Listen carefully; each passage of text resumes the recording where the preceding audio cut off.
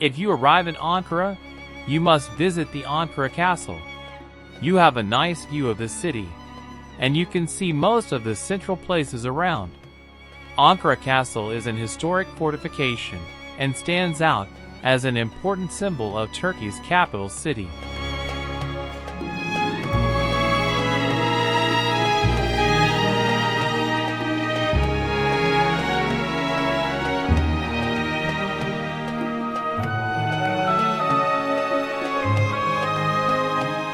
It is one of the oldest sites, dating back to the Roman, Seljuk, and Ottoman empires.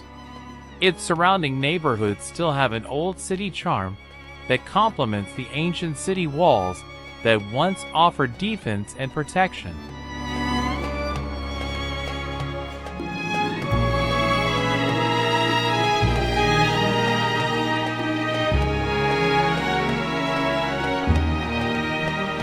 The exact date of its initial construction is unknown, but some believe the Hittites, who had a military garrison in Ankara, built the castle.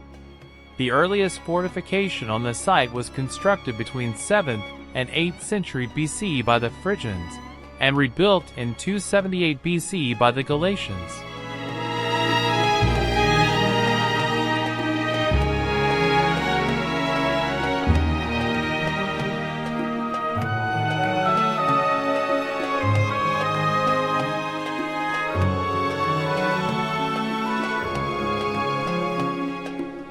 The castle was rebuilt or renovated under the Roman, Byzantine, Seljuk, and Ottoman empires.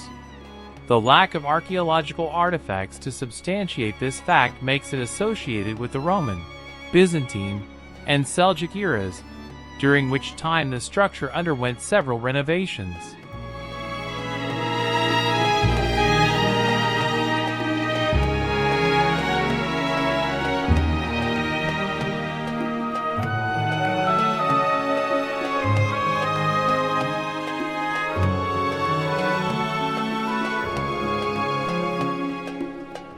It has a strategic position looking over all parts of Ankara and has been used as an army base, an ammunition store, and a surveillance center for defense over the years. The castle is composed of an inner line of walls with closely spaced towers that encloses an area of about 350 meters by 150 meters, and an outer line of walls with towers some 40 meters apart. Both sets of walls were constructed using large quantities of reused masonry.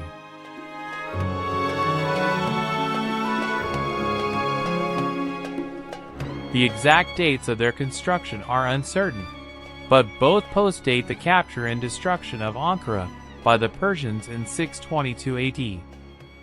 It has towers shaped like saw teeth.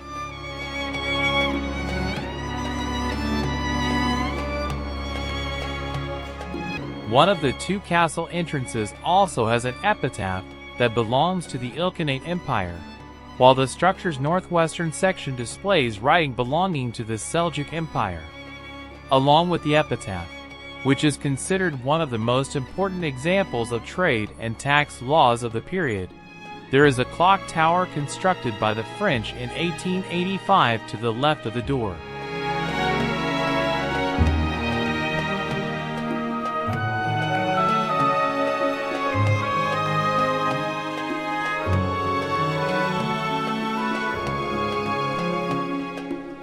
The castle takes up the entirety of the peak, which overlooks the city and the red-tiled roofs of old Ankara's historic houses.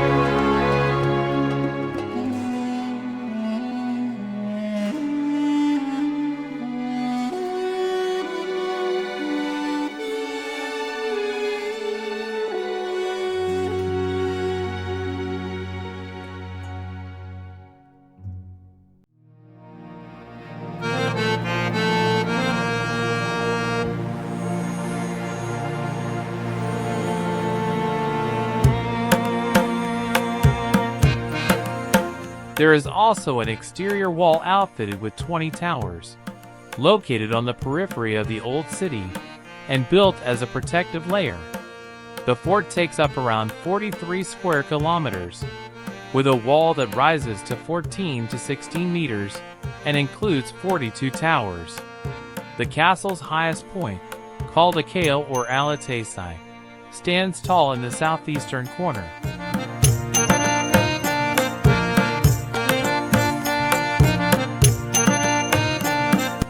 Even though the outer wall experienced damage over time, the castle itself was able to survive intact. During invasions in the 8th and 9th centuries, the remains of Roman structures in the city became renovation material, with marble blocks and pillar heads still seen in the castle's south-facing sections.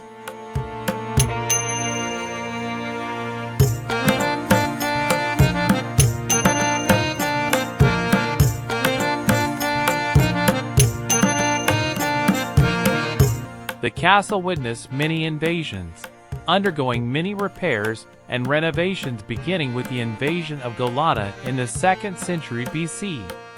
In 217 AD, Roman Emperor Caracalla had the walls repaired, and after the Persians had defeated Emperor Severus Alexander between 222 and 260, the castle was almost entirely destroyed.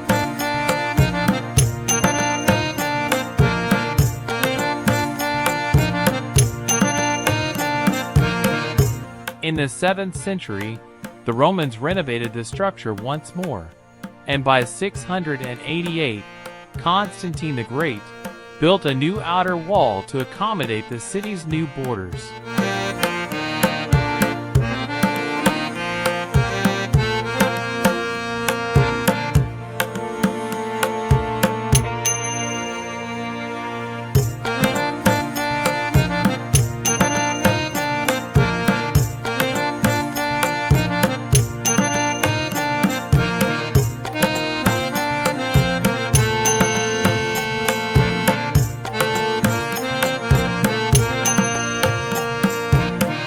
In 1073, the castle was taken over by the Seljuk Empire, and during the Ottoman era, in 1832, the son of Magdal Ibrahim Pasha repaired the castle.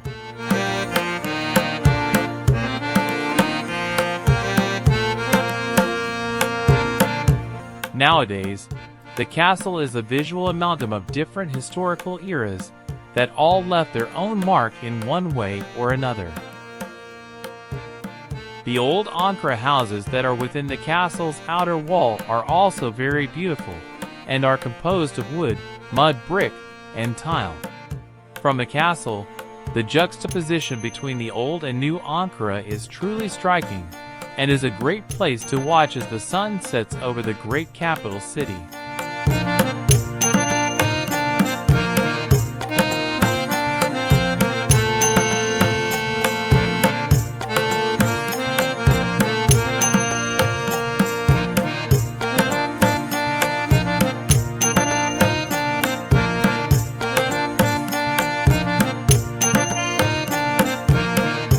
The historic neighborhood within the old walls can be divided into two parts. One where money has been pumped in to restore the historic buildings and draw tourists.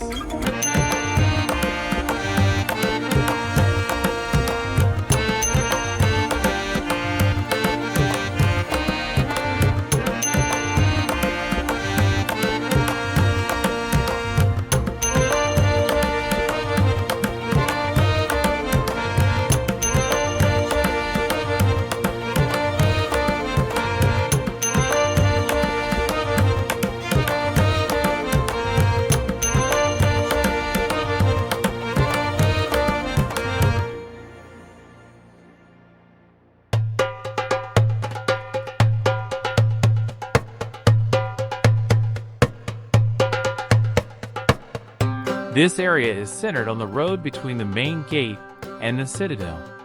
All was restored thanks to Altındag municipality. Some families still live here, lending the quarter a village-like feel.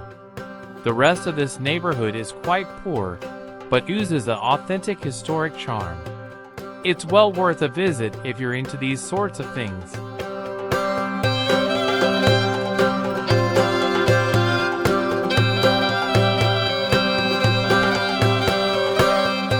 Ankara Castle is open to visitors, and no tickets are required to enter. The castle features a 12th century mosque and a museum.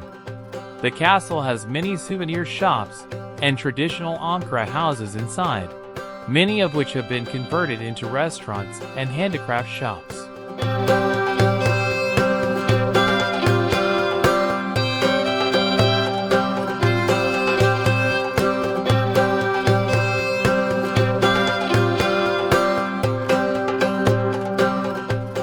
It also has small squares used as different marketplaces. The Atpazari, Samanpazari, and Kuanpazari squares have been used as trade and gathering centers in every period and still continue to be used today. There are also cafes and restaurants inside the castle.